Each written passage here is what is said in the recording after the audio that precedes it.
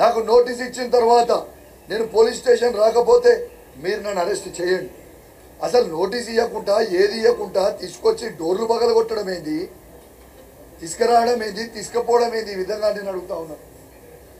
ఈ రాష్ట్రంలో ఎట్లా ఉన్నదంటే దొంగని నువ్వు దొంగ నేనంటే తప్పైపోతుంది. కరీంనగర్ రివ్యూ మీటింగ్లో కేసీఆర్ గారి పుణ్యాన బీఆర్ఎస్ బీఫామ్ మీద గెలిచిన జగిత్యాల ఎమ్మెల్యే సంజయ్కి బీఆర్ఎస్ పార్టీ కార్యకర్తల కష్టంతో గెలిచిన జగిత్యాల ఎమ్మెల్యే సంజయ్ గారిని రివ్యూ మీటింగ్లో ఆనాడు తను లేచి కేసీఆర్ గారిని తిట్టే ప్రయత్నం చేస్తూ ఉంటే నువ్వు ఏ పార్టీవి, నువ్వు కేసీఆర్ గారు ఇచ్చిన బీఫామ్ మీద గెలిచి కేసీఆర్ గారిని తిట్టడం అన్యాయమో అని నేను అడిగితే మీకు ఇవాళ మీడియాకి మళ్ళీ నేను వీడియో పంపుతా. ఆ రోజు నా మీద ఫస్ట్ చెయ్యి లేపింది సంజయ్ గారే నన్ను నూకిండ్రు. నా మీద 9 మంది కాంగ్రెస్ పార్టీ శాసనసభ్యులు 8 మంది నా మీద ఆ రోజు దాడి చేసిండ్రు. 3 మంత్రులు సాక్షిగా పోలీసు వాళ్ళు గొర్రె గుంజుకపోయిర్రు. నేను అడిగిన తప్పేంది? ఎస్, నువ్వు బీఆర్ఎస్ పార్టీ బీఫామ్ మీద గెలిచినావు, నువ్వు తప్పు. కేసీఆర్ గారి మీద పోవడం, నువ్వు కోట్లాది రూపాయలకి అమ్ముడు పోవడం అనేది చాలా తప్పు అని నేను నిలదీస్తే నెక్స్ట్ డే నా మీద కేసు పెట్టి రోడ్డు మధ్యలో పండుగ పుట్ట, ఆ రోజు భోగి పండుగ పుట్ట, నేను 10 టీవీకి ఇంటర్వ్యూ ఇచ్చి బయటకు వస్తా ఉంటే ఒక దొంగను ఎత్తుకపోయినట్టు నన్ను ఎత్తుకపోయి పోలీస్ స్టేషన్ కరీంనగర్కి వేలాది మంది పోలీసులని డిప్లాయ్ చేసి నన్ను తీసుకొని పోయిరు. తీసుకొని పోయిన తర్వాత నన్ను డైరెక్ట్ జడ్జి దగ్గర ప్రొడ్యూస్ చేస్తారా అంటే లేదు, అది కూడా లేదు. ఎందుకంటే బెయిల్ వస్తుందని వాళ్ళకు కూడా తెలుసు. కౌశిక్ రెడ్డిని ఇబ్బంది పెట్టాలి, బీఆర్ఎస్ పార్టీని ఇబ్బంది పెట్టాలి. ఆ రోజు రాత్రి నన్ను పోలీస్ స్టేషన్లో వండబెట్టింది. అసలు ఏం చేస్తుర్రో అని నేను అడుగుతా ఉన్నాను. ఇలా వాస్తవంగా పండుగ పుట్ట రోజు మా కార్యకర్తల ఇంటికి పోయి, మా నాయకుల ఇంటికి పోయి హౌస్ అరెస్టులు చేస్తూ ఉన్నారు. ఇలా పండుగ ఈ తెలంగాణ రాష్ట్రంలో పండుగ చేసుకోవద్దా? Is it not waste of energy? Police వాళ్ళకి పండుగలు ఉండవా? మరి పోలీసు వాళ్ళకి ఇబ్బంది పెట్టుడు, రాజకీయ నాయకులని ఇబ్బంది పెట్టుడు ఇదేం సాడిజం అండి? మళ్ళా నన్ను తీసుకుపోయి సంక్రాంతి రోజు జడ్జి ముందు ప్రొడ్యూస్ చేస్తే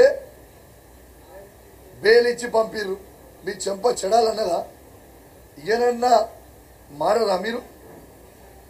ఈ ముచ్చట నేను అడిగితే నిన్న గౌరవనీయులు రేవంత్ రెడ్డి గారి ఆదేశాల మేరకు శ్రీధర్ బాబు గారు నిన్న మాట్లాడాను. అంటే మీరు పోయి ప్రశ్నలు అడిగితే మీరు పోయి as nobody is above law, I accept it. కానీ ఖచ్చితంగా మేము ప్రశ్నిస్తాం, ఖచ్చితంగా మేము అడుగుతాం. ఏ పార్టీ అని మేము అడుగుతాం. ఎవరైతే దొంగలు మా బీఫామ్ మీద గెలిచి పార్టీలు మారిన దొంగల్ని బరాబర్ మేము నిలదీస్తాం. నిలదీస్తే నువ్వు నిలదీయొద్దు, నువ్వు మర్డర్లు చేస్తాను. మర్డర్లు చేయడానికి ఎవరు వచ్చిర్రు? నేను చేసిన శ్రీధరబాబు గారు. నేను ఎవరైనా ఇంటి మీదకి మర్డర్ చేయడానికి పోయినా? మీ పార్టీలో దొంగలైన గాంధీ నన్ను మర్డర్ చేయడానికే వస్తే ఇప్పటిదాకా ఆయనని మీరు అరెస్ట్ చేయలే. ఇప్పటిదాకా సైబరాబాద్ డీసీపీ గారు, మాదాపూర్ ఏసీపీ గారు, గచ్చిబౌలి సిఐ గారు రౌడీ షీటర్లకి, రౌడీలకి పైలట్ ఎస్కాట్ ఇచ్చి నన్ను హత్య చేయడానికే తీసుకొని వస్తే మీరు ఎవరు కూడా మాట్లాడలే, స్పందించలే. ఇలా వాళ్ళ పరిస్థితి ఎట్లుందంటే దొంగనే దొంగ దొంగ దొంగ అన్నట్టు ఉన్నది. ఇదా పరిస్థితి. మీరు ఇలా మా గొంతు లోపల నొక్కొచ్చు, కానీ మీరు మాట్లాడే ప్రతి మాటని బయట వేలాది మంది తెలంగాణ ప్రజలు చూస్తున్నారు అనేది మీరు మర్చిపోకండి. ఇలా రేవంత్ రెడ్డి గారి ఎంత దారుణం అంటే నిన్న మాట్లాడతాడు, ఏ ఎమ్మెల్యే కూడా ఖచ్చితంగా ఎవరు డిస్క్వాలిఫై కారు అని మాట్లాడుతున్నాడు.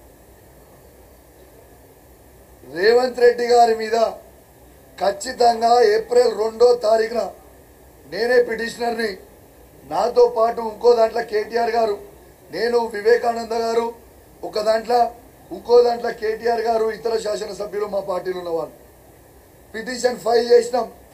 ఖచ్చితంగా ఏప్రిల్ 2వ తారీఖున ఇవాళ సుప్రీంకోర్టు మీద ఎంత అవహేళనగా ఇవాళ రేవంత్ రెడ్డి గారు అసెంబ్లీ సాక్షిగా మాట్లాడిండో ఖచ్చితంగా జడ్జి గారి ముంగట ఆ వీడియో మేము పెడతాం. చట్టసభ బుక్లలో క్లియర్గా ఉంది. సబ్ జుడిస్ హైకోర్టులో ఏ మ్యాటర్ ఉన్నా, సుప్రీంకోర్టులో ఏ మ్యాటర్ ఉన్నా అసెంబ్లీ లోపల మాట్లాడడానికి వీలు లేదు అనేది చాలా క్లియర్గా ఇవాళ అసెంబ్లీ రూల్స్ బుక్లో ఉంది. ఎన్ని అబద్ధాలు ఆడతారండి రేవంత్ రెడ్డి గారు? ఎవరు డిస్క్వాలిఫై చేయడానికి వీల్లేదు, ఎవరికి పవర్సే లేవు అని అసెంబ్లీ సాక్షిగా మొత్తము ప్రజలు వినేటట్టు మాట్లాడింది మీ అందరు కూడా చూసారు. మళ్ళా ఎల్ఏ మినిస్టర్ గారు లేచి అసలు మేము దాని గురించి మాట్లాడలేదని అబద్ధాలు ఆడితే ఏమైనా ఉన్నదా?